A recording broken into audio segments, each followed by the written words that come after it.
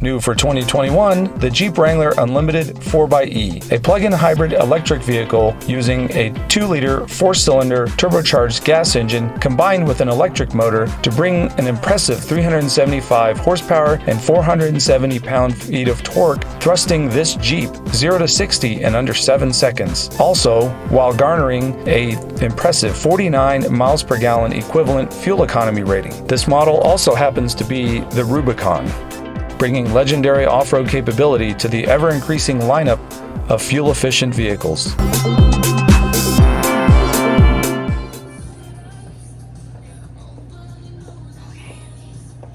We're gonna sign our lives away on this new Jeep. As we do every 6 months. You arm wrestle. Gonna say so long to the 2020 Jeep Gladiator Rubicon. Daddy! What? No video, this On a what? We ready to start this thing? No. Listen. It's on. It is. What? Yeah, it is. Look, you can turn the AC on and everything. It's half power. I know that, Brooke. RPMs are at 0.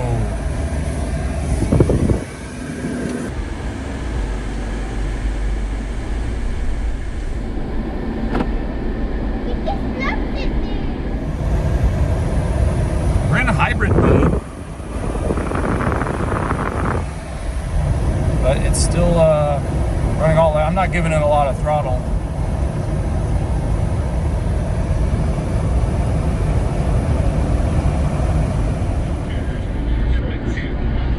It says I'm only getting 15.3 mpg right now.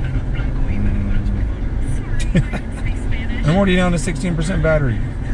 They must have not charged it all night. They just charged it like, you know how when you charge your phone really quick, like on a fast charging thing. And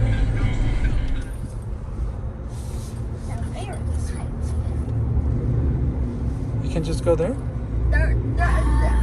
Is it not drop you out? Does it drop you off too late? I don't know. I'm not Okay. sure. I don't want to miss it. So I'll just turn it. No, watch this when I push this. What? Feel it. Yeah. Oh my God. Told you. What? I turned the regenerative braking on. Yeah, it's like. It's like pure electric. Mm-hmm. So did it shock you? No, it's slowing the car down. Just how it slows it down.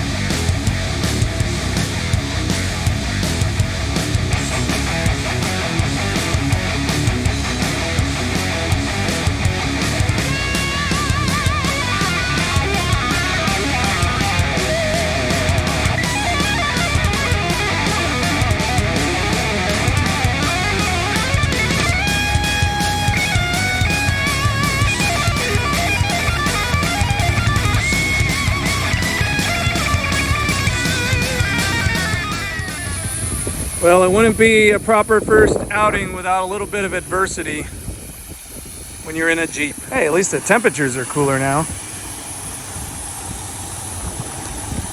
first outing in the Gladiator I had, there was snow on the ground here. All right, these are the final numbers. Didn't want to go any lower. They were starting to look pretty low. The tires outside. Oh, there's some thunder.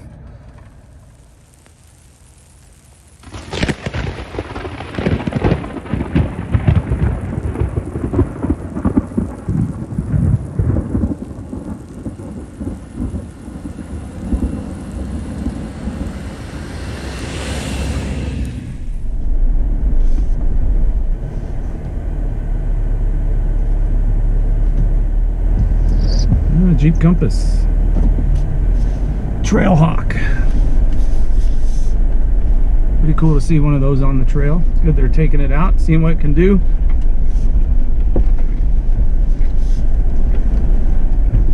My first Jeep was a 2007 Jeep Patriot.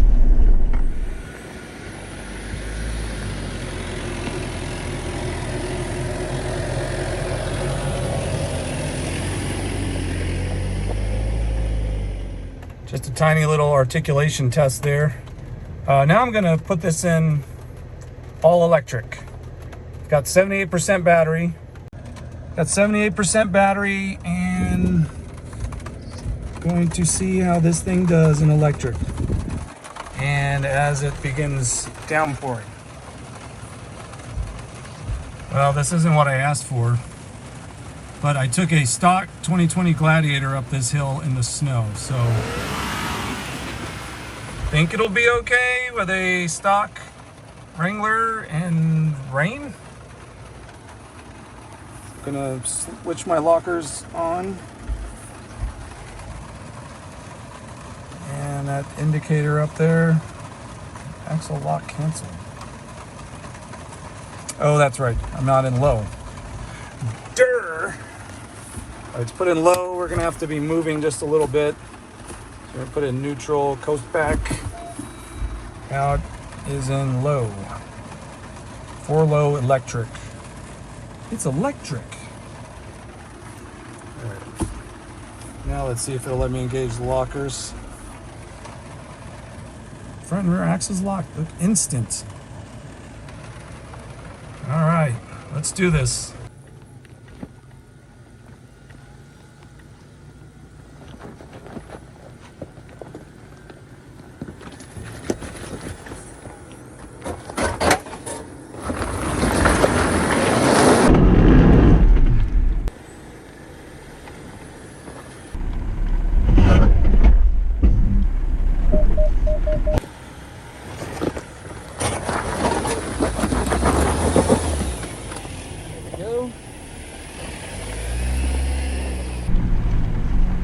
Had to switch to gas.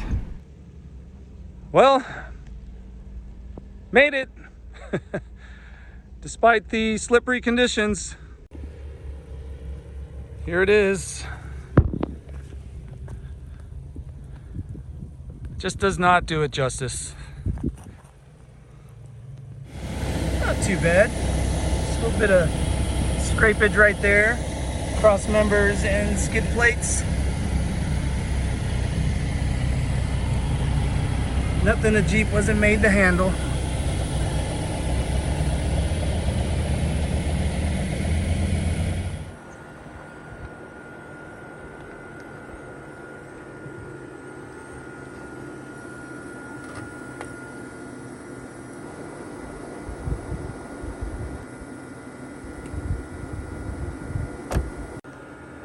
Okay, so we got the 2021 Wrangler Unlimited Rubicon 4xE flexed up on this rock. Don't normally see a fuel efficient plug-in hybrid vehicle do this sort of thing, do you? Right now it's on electric mode. You're just hearing the AC compressor. Stock suspension.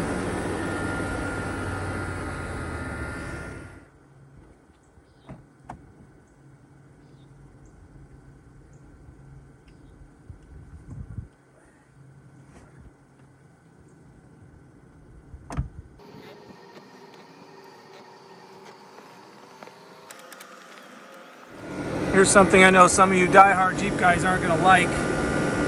CV axle shafts. I've noticed Jeep tends to do this. Jeep tends to put these on the vehicles that have a lot of power that go off-road. My 04 WJ had CV ends on the axle shafts on the front axle, and the Rubicon 392 does, and now the 4xE as well. People say they're weaker, but maybe they know something you don't. Maybe these are actually designed very strong, because you can get insanely beefy CV axle shafts when you're building up your buggy, and they do really well. So I don't know. That's up for discussion. Leave a comment down below if you have an opinion on that, and we'll get the discussion going.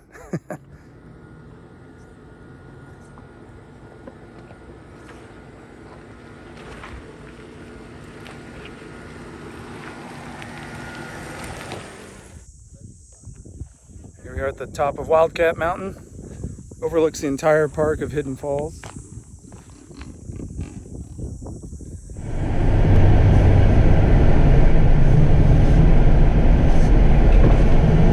One thing I have noticed that this thing will do in all electric that's kind of annoying, when it gets hung up or it needs more power, because I mean with the electric motor you only got 100 something horsepower and however many pound-feet of torque, like 100 something. So that alone doesn't get you over like large boulders, and you need a little more power. Like it'll kick the gas engine on after a while, even in all electric mode, which is a little bit weird because it kind of just comes on and just gives you this boost. But sometimes you want a little more control than that. I was watching a video that showed some guys off-roading a 4xE and Rubicon, and they ran into kind of the same issue, but they had the off-road plus button where they could adjust the speed.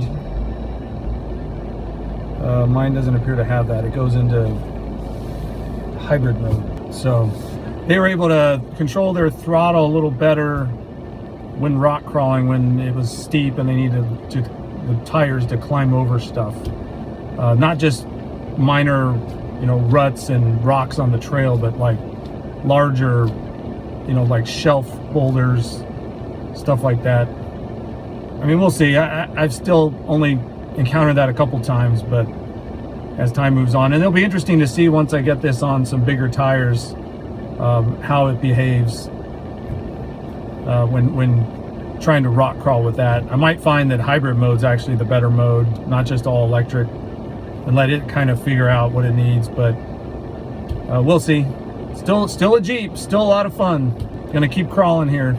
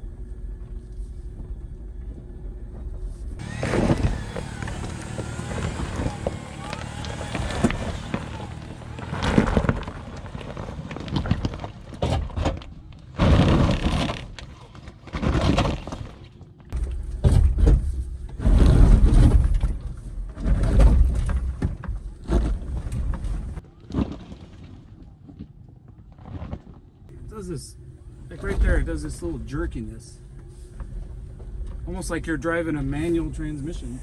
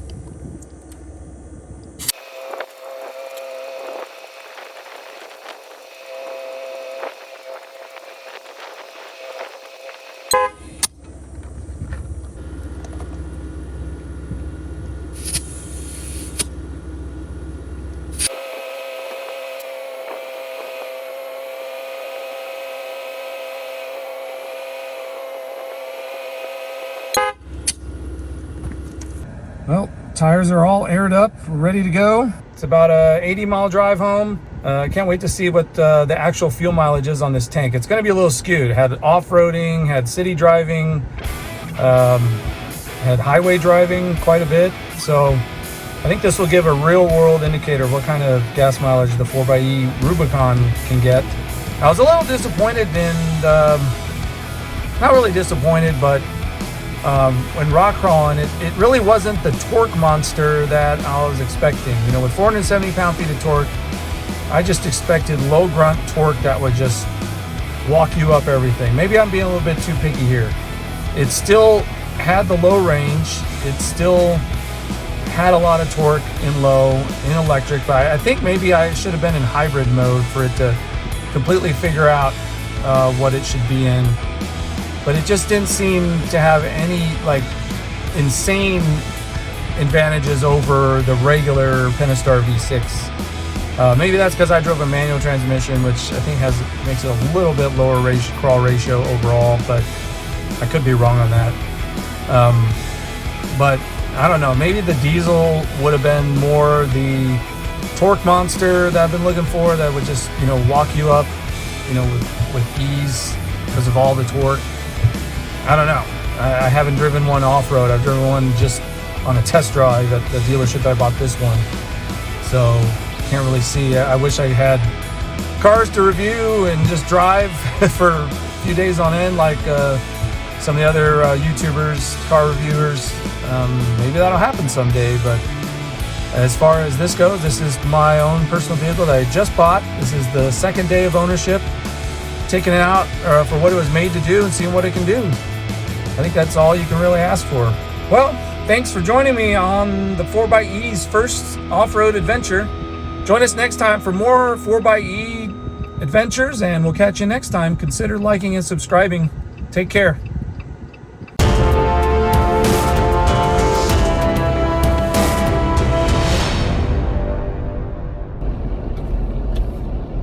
Now that's not to say that the 4xE was all bad off-road. I kind of made that sound a little negative. I was just hoping for a little bit more torque that would just sort of carry you over things. But it actually was a very unique experience off-road. The times when it was just the electric engine only were interesting. It's kind of nice experience if you just want to go out, and if the weather was a little cooler and I didn't have the AC on, had the doors off and stuff, I could see that being a very unique experience. And the fact that I use very little gasoline out there. Like, usually when you go off-roading in a gas engine, you get horrible gas mileage. That's one of your lowest MPGs you can get as well off-roading. I've seen it drop in other Jeeps down to, you know, below 10 miles per gallon. And it's like the cost of going off-roading. It's just probably like racing. I mean, you're going to use more fuel doing that than just driving around town. Pay to play. But this allows you to mitigate that some by charging your electric motor up. And you may not always be able to do that, but even when it's fully depleted, it still uses some of the electricity, some of the electric motor when you're in hybrid mode.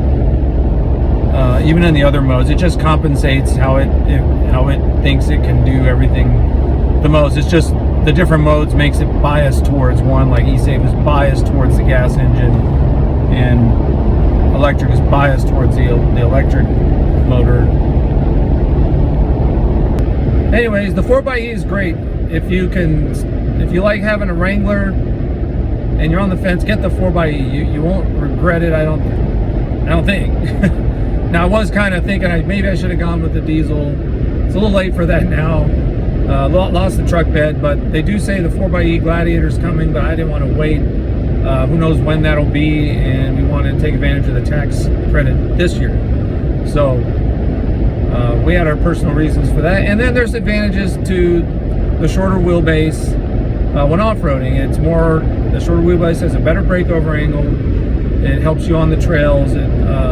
Better departure angle. You don't have all that bed hanging over the back. Now you can't carry as much gear, and you have to be mindful of that and thoughtful when you pack. If you're going to do overlanding, might not go with the rooftop tent I have, at least for the long run. There's options like the Ursa Minor, which is extremely expensive, but that is the most compact way to add a tent to your Jeep. It doesn't look like it's going to be as top heavy as if you put a rooftop tent on top, and then I'll be able to park in the garage instead of not. But that's one thing I've wanted to do for a long time, was get back into Wrangler and get the Ursa Minor tent. I've seen Chris Shantz, I'm a big fan of his on Venture Forward, his channel, living out of his Jeep for going on 5 years now, with that tent set up, and you can just, with the maneuverability of the four-door Wrangler, get to places that you couldn't get any sort of setup like that normally. I mean, yeah, you can bring the rooftop tent, but he's got a hard shell on most of it. It's like an A-frame almost, with just a cloth part on the other part of the A. And then just he can climb directly into his cabin. It's almost like a pop-up camper in a way. That's just amazing. It totally opened my eyes. Like, I should have done that to all my JKs all these years and saved up for that, because I love camping. I love how Jeeping can take you to places, and you just want to stay there, and then you want to stay there so you can get up and do your hobby first thing. You don't have to go home and then come back out. That's why I really got into camping, through off-roading, through buying a Jeep.